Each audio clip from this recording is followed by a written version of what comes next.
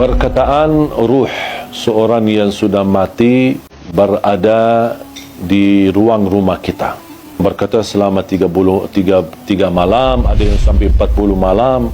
Kasihanlah, ruhnya lagi diam di rumah, jasadnya di kuburan. Terus ngapain jasadnya di situ kasihan sendirian? Kalau orang sudah di alam kubur, kemudian akan dikembalikan ruhnya. Buat apa Allah kembalikan ruh? Supaya proses langkah awal hisab. Tapi hisab yang masih istilahnya ringan, menghadap mungkar nakir. Ada beberapa pertanyaan yang perlu kita jawab saat menghadapi mungkar nakir.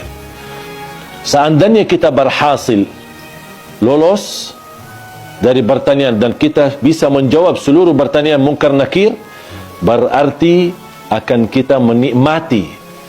Kalau lagi menikmati di alam kubur, bahagia, kuburan kita menjadi raudhatun min riyadil jannah, taman dari taman surga. Buat apa ruh kita keluar dan diam di rumah kita selama 40 malam? Sebaliknya, kalau kita tidak lulus untuk menjawab pertanyaan mungkar nakir, berarti kita akan menghadapi kesiksaan yang amat pedih di dalam kubur. Dan tidak mungkin orang itu saat disiksa masih nyawanya bisa jalan-jalan kemana-mana, termasuk mampir ke rumah dan diam di rumah selama 40 malam. Itu semuanya hanya diperkirakan atau berkataan orang, tapi tidak ada dalil pun di dalam Quran atau hadis ruh kita akan diam di rumah kita selama sekian malam. Ruh kita berada di dalam tubuh badan kita saat kita dikuburkan. Allah kembalikan ruh kita akan menghadapi mungkar nakir. Kalau anda lagi menikmati bahagia, berarti akan merasakan kenikmatan tersebut bukan hanya jasad kita, tapi jasmani dan rauhani kita.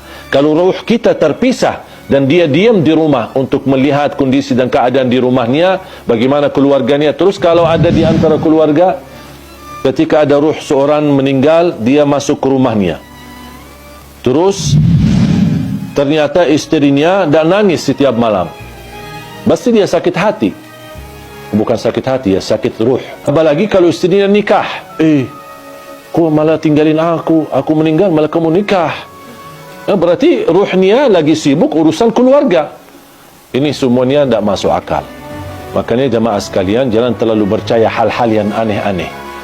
Kalau kita bahagia di alam kubur, berarti ruh kita akan disibukkan dengan kebahagiaan.